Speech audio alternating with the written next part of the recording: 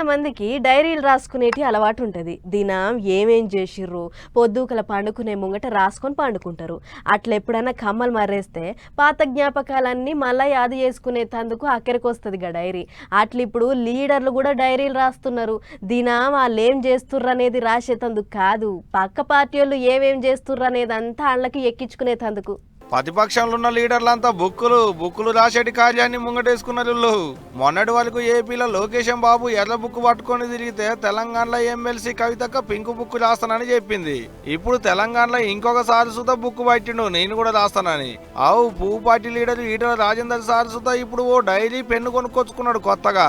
ముఖ్యమంత్రి గారి కార్యాలయం, ముఖ్యమంత్రి గారు సలహాదారులు, ముఖ్యమంత్రి గారి బంధుమిత్రులు, ముఖ్యమంత్రి గారి మిత్ర పక్షాలు ఆయన అక్కడ కూర్చొని పైరలు చేస్తా అంటే ఇక్కడ లెక్కలతో సహా బయట పెట్టే రోజు వస్తుంది. తప్పించుకోలేరు. వాళ్ళు అనుకుంటారు పిల్లి కళ్ళు మూసుకొని పాలు తాగినట్టుగా భావిస్తారు, తప్పించుకోవడానికి వీల్లేదు. ఆయన అప్పుడు అన్నట్టు చూసినా రెడ్ బుక్ రాస్తున్నా అని చెప్పి మేము కూడా ఒక బుక్ రాస్తాం.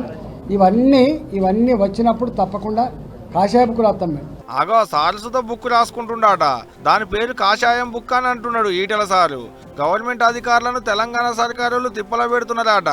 ఎప్పుడెప్పుడు ఎక్కడెక్కడ ఎట్టెట్ట తిప్పల పెడుతున్నారో అన్నిగా బుక్కులు రాస్తా అనుకొచ్చిండు సారు. ఈటల సార్ ఒక్కడే కాదు, ఇంతకు మునుపు ప్రతిపక్షంలో ఉన్నప్పుడు ఏపీలో లోకేశం బాబు కూడా రెడ్ బుక్ రాస్తానన్నాడు. ఎర్ర బుక్ ఉంది నా దగ్గర, ఇదిగోండి అందరు పేర్లు రాసుకున్నా, నేను ఎవరిని వదిలిపెట్టాను. అటెంక తెలంగాణలో కవితక్క పింక్ బుక్ రాస్తా అనుకొచ్చింది.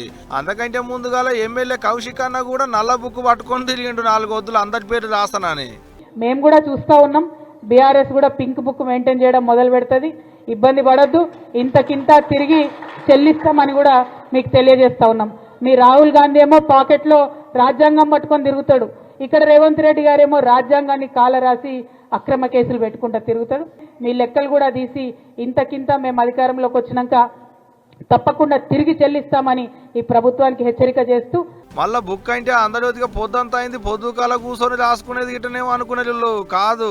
వాళ్ళ పార్టీ వాళ్ళను సతాయించినా, ధమ్కీలు ఇచ్చినా, బెదిరించినా, కేసులు పెట్టినా, వాళ్ళనేమన్నా తిప్పల పెట్టినా రాసుకునేది బుక్ అన్నట్టు.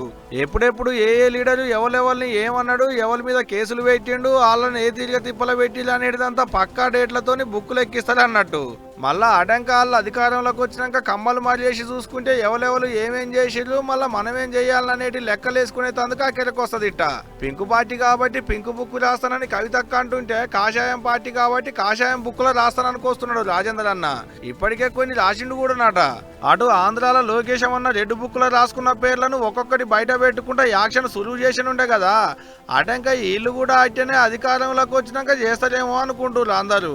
మల్లోపాలికి ఎవరు అధికారంలోకి వస్తారు, ఎవరెవరి మీద ఎవరెవరు ఏ తీరుగా యాక్షన్లు సులువు చేస్తారు అనేటిదంతా 4 ఏళ్ల తర్వాత ముచ్చట గాని మనిషి బుక్ కొంటున్నారు. ఇప్పుడు ఎవరి తరీకల వాళ్ళు కమ్మలు మారి చేసి నింపుకుంటున్నారు.